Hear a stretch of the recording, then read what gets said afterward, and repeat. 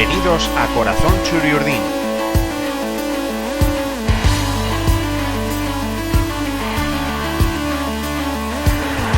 El podcast en el que escucharéis historias sobre la historia de la Real Sociedad.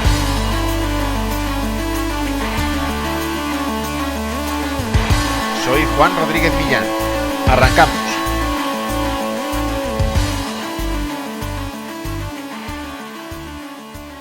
El nombre de Alberto Ormaechea está inevitablemente ligado al del equipo campeón de los años 80.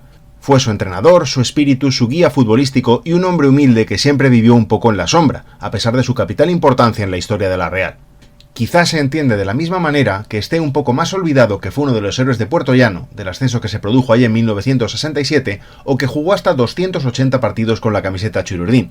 Siendo esto así, ¿cómo iba a destacar que consiguiera su primer gol con el equipo cuando ya había jugado 218 partidos entre primera y segunda división? No hay que olvidar que Ormaechea formaba en la defensa y por la izquierda, por lo que no es extraño que tardara tanto en ver portería, a pesar de sus 11 temporadas en el primer equipo. Pero ese tanto llegó en el partido número 219, y ahí el nombre por fin se pudo incorporar a la ilustre lista de quienes han sumado al menos un gol con la camiseta del club donostiarra. La Real recibió al Sabadell en la 12ª jornada de la Liga. La temporada no estaba yendo nada mal para los muchachos dirigidos por Andoni Elizondo. Con 3 victorias en los últimos 4 partidos, habían alcanzado ya la 8ª posición de la tabla con 12 puntos, a solo 3 de la tercera plaza, la que entonces ocupaba el Granada. Ormaechea, titular indiscutible para el técnico Churiurdin, solo se había perdido uno de los 11 primeros partidos, y su presencia en el 11 se daba por segura para recibir a un Sabadell que llevaba con dudas, 4 negativos en el zurrón y los mismos puntos, 8, que el último equipo en zona de descenso.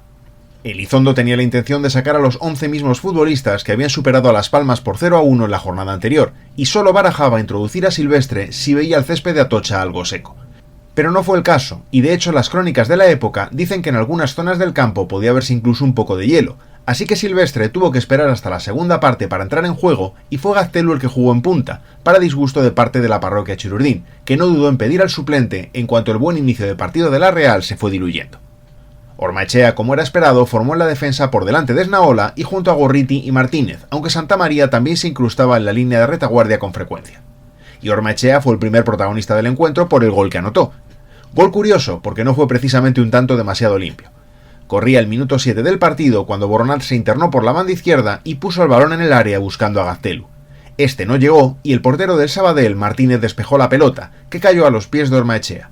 A pesar de su posición lejana, este disparó, el cuero rebotó ligeramente en un defensa, Pini, y se coló en la portería visitante. Con la mirada desde nuestro presente, no deja de tener su gracia que en las fotografías del gol que se publicaron en la prensa de la época, quien aparece celebrándolo no es otro que Boronat, quien fuera mano derecha de Ormaechea en el banquillo realista en los años gloriosos. En aquella época no se daba demasiada importancia a esto de los debut goleadores, por mucho que fuera el de un jugador ya de la vieja guardia del equipo y que éste llegara después de haber pasado las 200 de partidos en el club. Ormaechea no fue uno de los jugadores que hablaron ante los periodistas, y Elizondo ni siquiera dio importancia a la efeméride que supuso este primer tanto de su equipo en la rueda de prensa posterior al partido.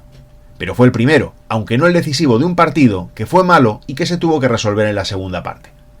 Esto fue así porque el Sabadell, a pesar de hacer una primera parte bastante deficiente, se marchó al descanso con empate a 1 en el marcador.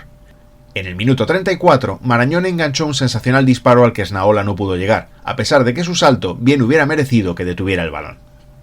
Gaztelu llegó tocado a los minutos finales de la primera parte, con un fuerte golpe en la rodilla, pero Elizondo decidió esperar al descanso para meter a Silvestre en el partido, a pesar de la insistencia de la grada de Atocha.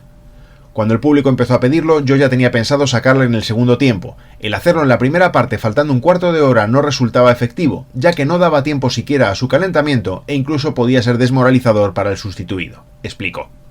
La Real saltó al campo tras el descanso decidida a que los 2 puntos se quedaran en casa. En apenas 5 minutos había dispuesto de 6 córners que se repartieron entre Urreisti y Boronat, pero a los realistas les costaba llegar a rematar.